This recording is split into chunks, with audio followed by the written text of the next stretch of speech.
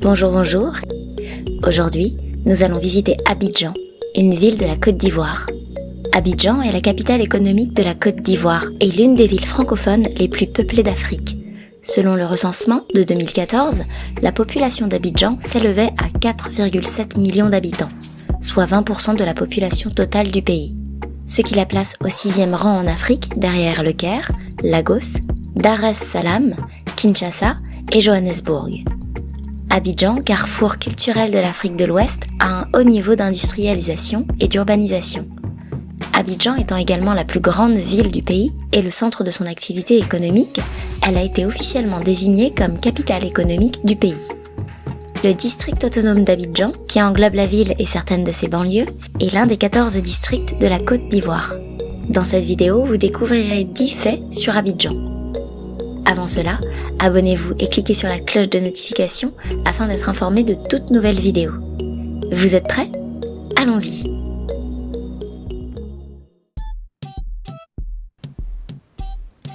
Abidjan est restée la capitale de la Côte d'Ivoire après avoir gagné son indépendance de la France en 1960.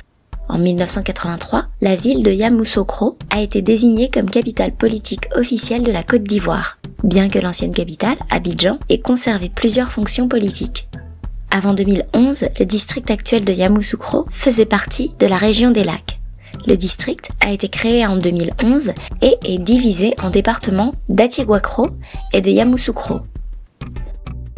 Pendant plus de 3 décennies, après l'indépendance de la Côte d'Ivoire en 1960, Yamoussoukro a été la deuxième capitale du pays, parce qu'elle était le lieu de naissance, le domicile et le siège officieux de l'ancien président Félix Houphouët-Boigny, chef de l'État ivoirien de 1960 à 1993. La ville abritait la salle de réunion du Parti démocratique de Côte d'Ivoire, le seul parti politique du pays jusqu'en 1990. Yamoussoukro est devenu un centre urbain majeur, en grande partie grâce à l'influence du président, avec une infrastructure importante de routes et de services publics. Les industries de la pêche, de la sylviculture et du parfum jouent un rôle important dans l'économie de la ville.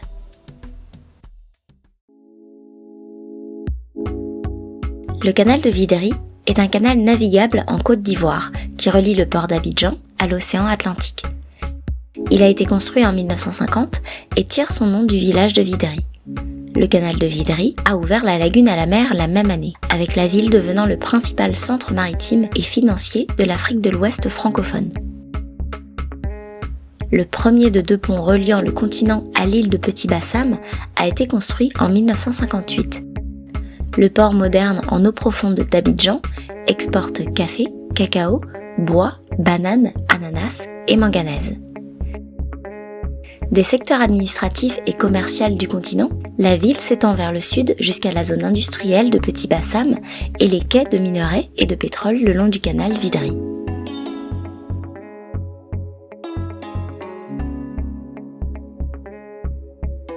Lorsqu'on parle d'Abidjan, cela prend en compte l'Abidjan du Nord et celui du Sud, qui sont composés de 10 communes formelles, également connues sous le nom de quartiers, chacun géré par un maire.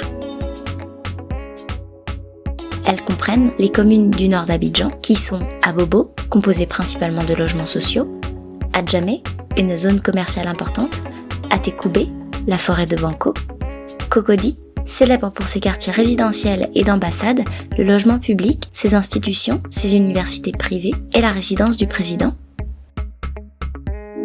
le Plateau, centre d'affaires de la Côte d'Ivoire, le Yopougon, la commune la plus peuplée à zone industrielle et résidentielle. Ensuite, les communes du sud d'Abidjan comprennent Koumassi, une zone industrielle, Marcory, une zone principalement résidentielle avec beaucoup d'étrangers, le port Boué, qui possède également une raffinerie, un aéroport et un phare, et Trècheville, qui possède le palais des sports, le palais de la culture, l'hippodrome d'Abidjan et de nombreuses autres zones établies. Mais peut-être vous demandez-vous comment allez-vous vous déplacer dans la ville d'Abidjan ? Quelles sont vos options ?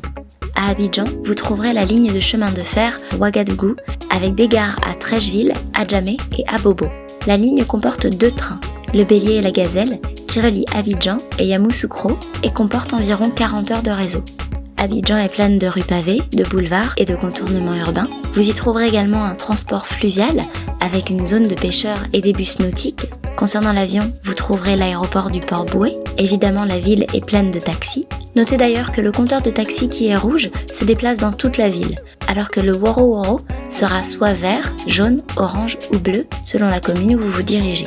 Enfin, vous pourrez trouver quelques ferries reliant Treichville, le plateau et Abobo Doumé. La nourriture ivoirienne est piquante et épicée, avec un grand nombre de piments. Essayez donc les plats suivants. Atiéké, le manioc fermenté. Le manioc est un aliment de base en Côte d'Ivoire. Atiéké est un aliment attrayant avec le manioc fermenté comme ingrédient principal. Il a une saveur douce et est natif de la tribu Nzema au Ghana. Amené en Côte d'Ivoire et dans de nombreux autres pays d'Afrique. Les Ivoiriens le consomment souvent avec de la viande braisée, du poisson, du couscous ou de la banane plantain. En effet, ce plat présente de nombreuses variantes. L'aliment atiéké de haute qualité est appelé abgodjiama. L'atiéké petit grain est une version bon marché et est souvent vendu sur les marchés. Garba atiéké est plus abordable que l'atiéké traditionnel et ce type est généralement utilisé pour la consommation de garba. Vous pouvez également essayer de manger l'atiéké avec du poisson. La soupe de pêcheurs. Ce plat a des racines en Hongrie et était une invention des pêcheurs hongrois. Ils ont fait la première soupe sur un feu ouvert le long des rivières dans ce pays. Aujourd'hui, il apparaît à travers l'Europe, l'Afrique de l'Ouest et d'autres continents. Au début, les pêcheurs utilisaient des bouilloires pour cuisiner cette délicieuse nourriture. Si vous cherchez un plat à base de fruits de mer à ajouter à votre menu en Côte d'Ivoire, il est impossible d'ignorer la soupe de pêcheurs. Bien que son origine n'appartienne pas à la Côte d'Ivoire, les gens du pays l'apprécient beaucoup. C'est une option fantastique pour ceux qui aiment la nourriture épicée parce que c'est une soupe de poisson à base de paprika chaud. Sa teinte rouge augmentera en fonction de son niveau d'épices. Les Ivoiriens le servent souvent avec de l'huile de palme rouge atiéké. Outre le poisson, ce plat est également composé de poivrons verts, de tomates et d'oignons rouges. Rafraîchissez vos papilles avec une bouteille de deg après un repas copieux. Ce n'est pas une sorte de yaourt, mais plutôt une boisson de dessert traditionnelle de la cuisine ivoirienne. Cette recette est une combinaison harmonieuse de farine de meunier, de yogourt et un peu de miel ou de sucre pour adoucir le tout. Sa saveur ressemble beaucoup à l'avoine smoothie et les desserts asiatiques sago. Jetez aussi un coup d'œil aux produits de la mer et aliments à base de viande, en essayant par exemple le kedjenou, un ragoût de poulet et de légumes, ou du mafé, un ragoût au beurre d'arachide. Vous trouverez aussi le poulet piqué et le choukouya, du poulet grillé, mais également le poisson braisé, un poisson grillé ivoirien, le poisson papillote, un poisson cuit dans des sachets de parchemin, le pain brochette, des brochettes de bœuf en baguette, et l'akpessi, un hareng au porridge d'aubergine.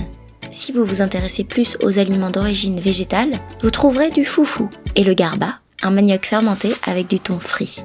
En collation et boisson sucrée, il y a la loco, un plantain frit, le bofloto, des beignets sucrés, ainsi que les merveilles, des biscuits parfumés à l'orange. CAVA ou Cava, le centre artisanal de la ville d'Abidjan, est situé au milieu d'Abidjan. C'est pourquoi elles ont beaucoup de choses en commun, telles que des batiks, des toiles de korogo, des pagnes, des statues de bronze, des bijoux, des peintures et plus encore. Retrouvez également de superbes pièces du Ghana, du Mali ou du Nigeria. Chaque vendeur a sa spécialité, vous pouvez également observer certains artisans à l'œuvre. L'endroit est certainement très agréable, mais visitez-le avec du temps et de la patience parce que vous serez constamment arrêté par les fournisseurs pour jeter un coup d'œil. Inutile de dire que la négociation sur le prix est un must. La pyramide est un immeuble de grande hauteur situé dans le plateau d'Abidjan. La construction du bâtiment a commencé en 1968 et a été achevée en 1973. Elle a été conçue par l'architecte italien Rinaldo Olivieri, qui visait à capturer l'activité d'un marché africain dans un cadre urbain. C'est l'un des bâtiments les plus célèbres d'Abidjan, en raison de son architecture distinctive et l'un des premiers gratte-ciel construits dans la région du plateau à l'époque du miracle ivoirien. Les expatriés et autres élites ivoiriennes d'Abidjan résidaient dans le corps de la pyramide, tandis que le rez-de-chaussée était réservé aux boutiques. Elle s'est toutefois considérablement détériorée dans les années 1990, lorsqu'elle a été abandonnée au début des troubles politiques. Elle est toujours en attente de rénovation, avec son rapport inefficace de l'espace louable à la circulation, qui est principalement la cause de sa détérioration, puis celle-ci est devenue particulièrement dangereuse au cours des années 2000. Un programme de rénovation complète de la pyramide a été annoncé par le gouvernement ivoirien en 2011, grâce à une offre de partenariat public-privé. Le coût de la rénovation est estimé environ à 18 milliards de francs CFA et vise à faire de la pyramide une attraction touristique. La langue traditionnelle de la ville d'Abidjan serait l'ébrié. Depuis l'indépendance, la langue officielle à Abidjan et dans toute la Côte d'Ivoire est le français.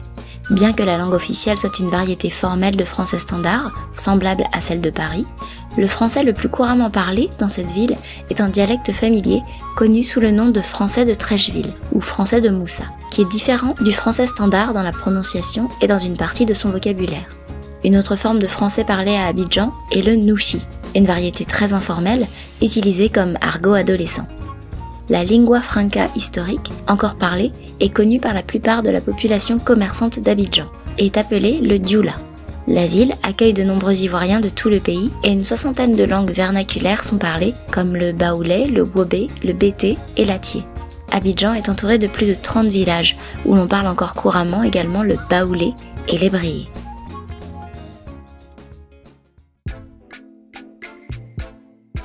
Dans un extrait, il est dit au sujet de la musique d'Abidjan: Abidjan est une platine pour la musique ouest-africaine et un producteur majeur d'art musical en Afrique. Alpha Blondy, Aïcha Koné, le groupe Magic System, Mayway et Tikenja Fakoly sont quelques exemples des artistes les plus connus, ainsi que Gadji Seli, Chantal Taïba, Nayang Kabel et le DJ Arafat. Dans les années 1980, la musicienne sud-africaine Myriam Makeba a déménagé à Abidjan quand elle n'a pas été autorisée à rentrer dans son pays, tout comme la chanteuse congolaise Tichala Mwana. Depuis les années 1990, Abidjan exporte une grande variété de styles musicaux en Afrique et en Occident, parmi lesquels on compte le zoblazo, le mapuka ou le zouglou, et depuis 2002, le coupé-décalé. La popularité et la grande variété de ces danses font de la ville une sorte de capitale africaine de la danse et de la tendance musicale. Abidjan est également considérée comme la capitale du reggae en Afrique. Chaque année, la ville organise les festivals de musique suivants: Abi Reggae, Faya Flow, les Top d'Or, le Festival Concerto, le Tiercé Gagnant, les RTI Music Awards, le DJ Mix Atalaku, organisé par RTI Music. Il s'agit d'un réservoir que certaines personnes appellent le poumon vert, qui oxygène le cœur de la ville tentaculaire d'Abidjan. Le Banco National Park est réparti sur 30 km² et composé d'environ 3474 hectares. Le parc se trouve dans la région sud-est du pays. Les arbres tropicaux, en particulier le bois dur, couvrent la majeure partie de la zone du parc national de Banco et sont la principale attraction du parc. Les visiteurs peuvent également voir des civettes africaines, des camés et des bushbooks errer librement dans le parc. Le parc national de Banco est un endroit populaire pour les activités récréatives en Côte d'Ivoire.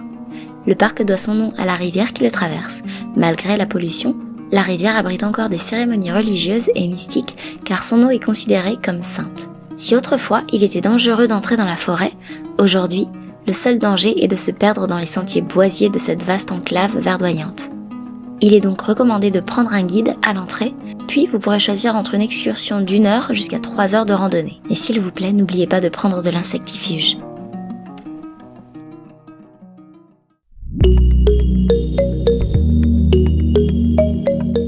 Voilà, nous sommes arrivés à la fin de la vidéo. Merci d'avoir passé du temps avec nous, et surtout, n'hésitez pas à nous communiquer vos impressions. N'oubliez pas de liker notre vidéo et de vous abonner à notre chaîne. Nous vous remercions d'avoir regardé cette vidéo et espérons vous revoir bientôt. À la prochaine!